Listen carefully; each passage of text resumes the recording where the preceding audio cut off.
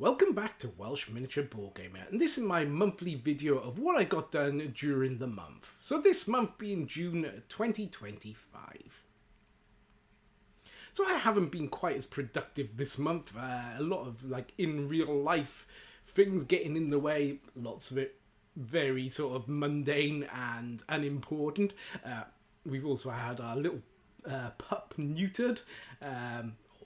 Spayed, and she's feeling sorry for herself, so she's needed some extra cushion and loves, which is taking a bit of time away from me filming or painting or what have you. Also, currently in Wales, it is really quite warm. Now, I know most of my viewers are from America, so maybe you don't know what it's like here in Wales, but where I live in Wales is made up of lots of little valleys, and that's where most people live. So hence people say they live in the valleys. But we're in this deep dish, and we've got forests and greenery all around us, and it's really picturesque, really nice. And there's usually a mist or a fog that's sort of caressing the hills over the trees, etc.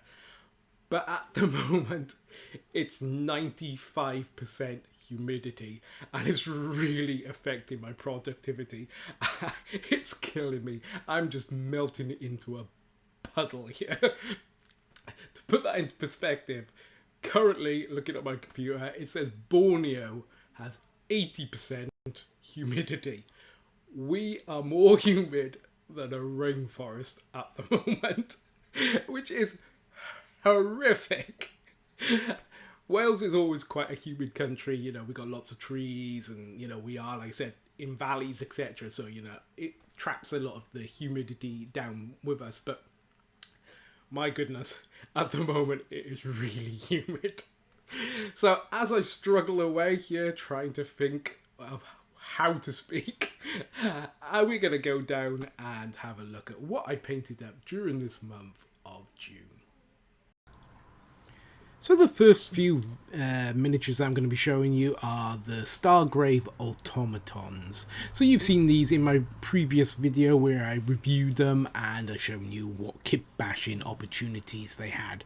I finally managed to get a coat of matte varnish put down on them, so they do look slightly different to how you might have seen them, but yeah, they're the same miniatures, just they've been dulled down with some matte.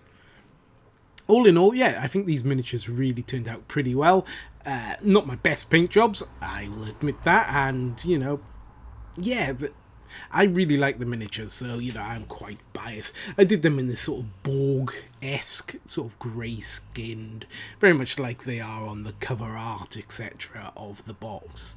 The orange sort of mining, sort of industrial style colour uniform. I've dulled it down, made it grimier, duller, etc. But yeah, it's much the same sort of colour scheme that I use for all my sort of worker looking models, including my dwarves from Dead Zone. They are the Forge Fathers. I've got this colour. So with some kit bashing, as you see, the one on your left is got some GW bits, i.e. the backpack, or the radio pack, I suppose it is. The other one, I think, is pretty much a standard miniature, apart from the head and one of the arms, of course, is from the Stargrave. I want to say Scavengers. Maybe it's Scavengers. I'm not sure. At this point, the Stargrave box sets kind of blend into one a little bit, so I'm not really sure. But they are definitely from one of the Stargrave boxes. That's about as far as I can go.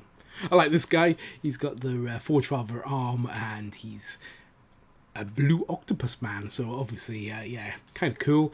And I like the way he turned out. I wasn't sure about the colour when I was doing it, but I think it worked out quite well in the end. Try to get through these as quick as you can, because you've probably seen them before.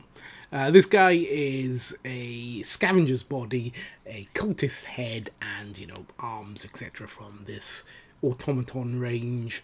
But yeah, he's giving me sort of 80s Escape from New York style vibes to him. So yeah, kind of like him, kind of interesting, something a bit different.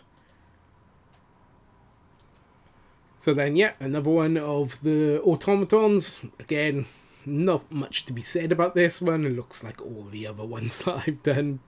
But yeah, I quite enjoyed that kit. So I've used most of them now, so there won't be them popping up very much in the future. Apart from the arms, etc. Which, you know, Stargrave and Frostgrave, you always end up with loads of arms and loads of heads, so yeah, they will pop up in the future, and they're useful as, you know, sort of cybernetic parts, etc. for your kit bashing. Then we got the Chilpendra, which still sounds like a weird name for me, but these are the Frostgrave monsters, you know, the two miniatures in a sprue or a pack, a blister, whatever you want to call them. Yeah, not that keen on this miniature, to be honest. I quite like the way the carapace turned out. You know, it does look like a bit like a millipede's armoured skeleton, exoskeleton. So yeah, I'm quite pleased with that.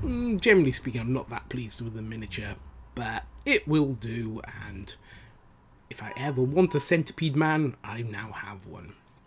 So this is the Failing Wretch, which, yeah, there's been some debate on the comments about, yeah, probably would recognise this dude climbing out of a ditch drunk late at night, etc. You probably recognise this guy. Wherever you are in the world, we all know this dude.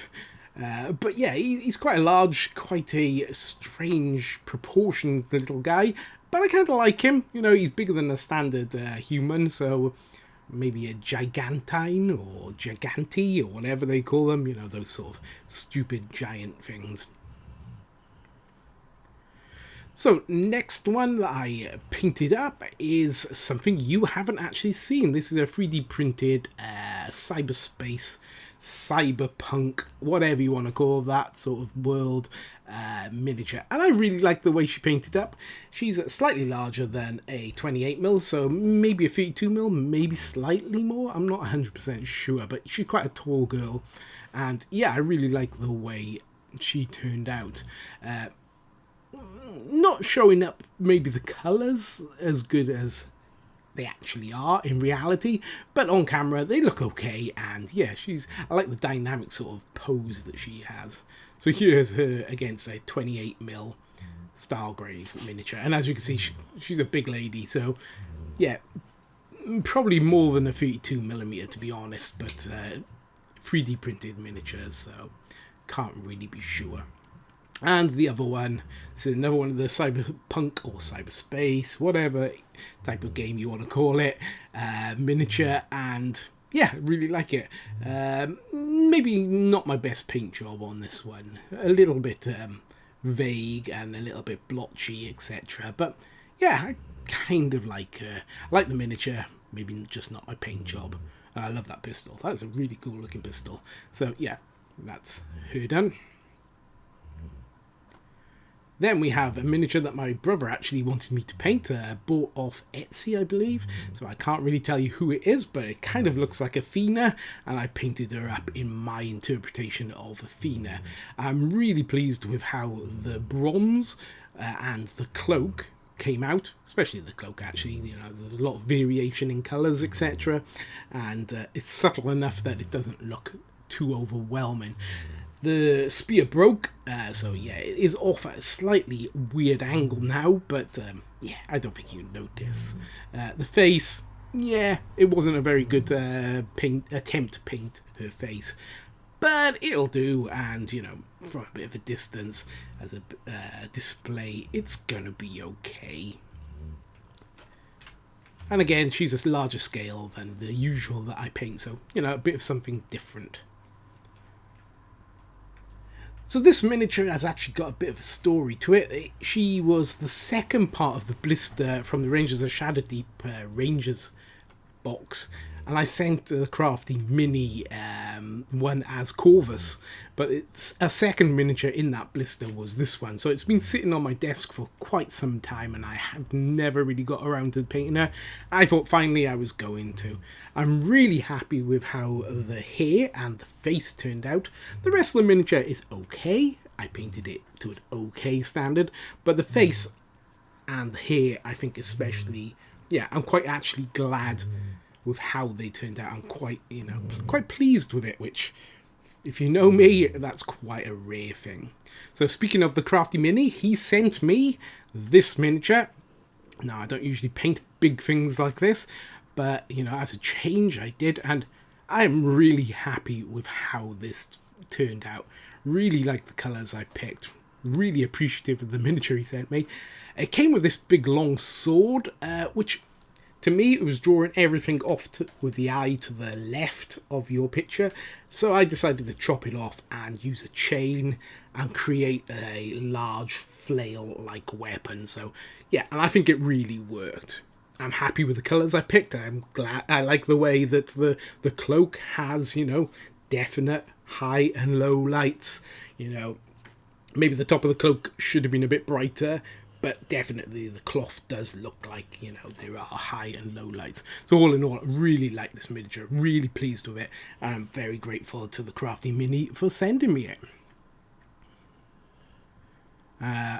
Tell me what you think. What do you think of this guy?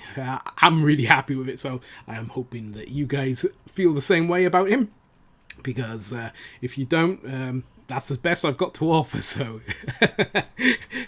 good luck trying to get anything better out of me.